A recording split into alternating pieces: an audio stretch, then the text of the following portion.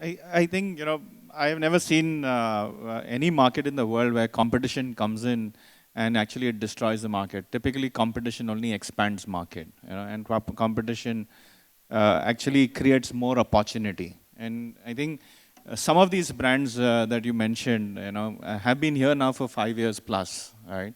And if you really look at over the last 5 years, and most of these brands come with tremendous amount of expertise on the women's Western wear business, which is, yes, one of the biggest potentials to grow, and it's quite clear. If you look at the history of fashion in India, fashion has originated in India and the organized form, and this session, the IFF, typically had landed up focusing on the menswear brands, and because we were typically had only menswear brands, none of us were really into the women's wear business. Women's wear business was, Western wear business did not exist when this, the first IFF happened. The ethnic wear business was an unorganized business meant to be meant for boutiques or the traditional retailers. But look at the journey that has happened thereafter. Clearly, the women's wear is becoming a very, very important space.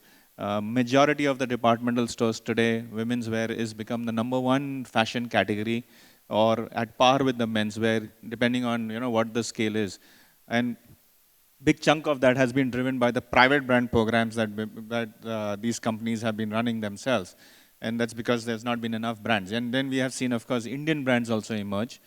We've got success stories in terms of what And has been able to achieve, or the 109 and the Kazos, etc. So quite a lot of them have emerged. And a lot of them have built confidence to sell to consumers based on what the consumers have been. First they were traveling overseas, then you have more, when these brands open up in India, of course they expose themselves to many more customers. And those customers start relating to it. As she rightly mentioned, when I see somebody else wear something, that's what I wish to wear. So what these brands do is they open up opportunities. The opportunities of, if you look at how the last couple of years the business on dresses, has become. So if you in the Western wear space, when life started here, it was kind of denim and t-shirts. Then came denim and woven tops. Today is dresses, spaghettis, etc., etc. It just goes on, and it's just an amazing explosion which is happening.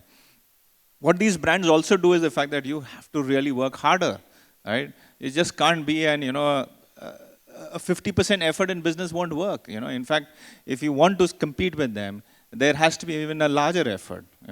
And there's a larger opportunity. And I think the bigger opportunity. So quite a lot of these global brands, not all of them adapt. It's difficult for their model to adapt, right? Whereas, do we believe the fact that our weather conditions, our color preferences, etc., they are not going to be just mapped by what is happening in Europe or what's happening in any other part of the world. I think India needs its own adaptation, and that's where the Indian brands has tremendous scope. So while they create the awareness, they open up the market. I think it's for us to look at as an industry to see what more we can do to explore this opportunity, multiply the opportunity, because clearly there will be a multiplying effect on the opportunity. But do you agree that the Indian women's wardrobe is becoming more and more Western, and the Indian dresses are losing their share of wardrobe? I don't think so.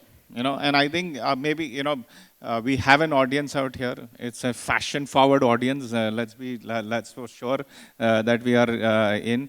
But if you really go out in the market, so let's case a case of the brand W, which was what was introduced earlier. Every one of us think very simply, right? Brand W is actually an Indian wear brand, right? But what is it really offering today? Unusuals are basically nothing more than fusion, right? It's about having Indian aesthetics merged with the Western aesthetics, combined together, and here you have the new generation of Indian wear. Right? So I think that is where the market is available also. I think it's a great I think it's a transition market, right?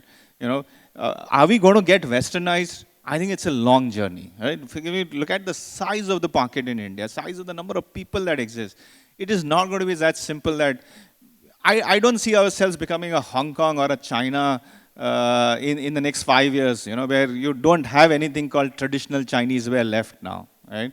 So, but the good news for us, when it comes to traditional functions, we are very traditional, and the fashion in our tradition has also become unbelievable.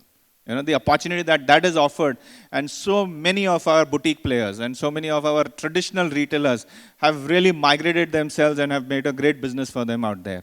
Wonderful. So the opportunity continues to be very Let- large.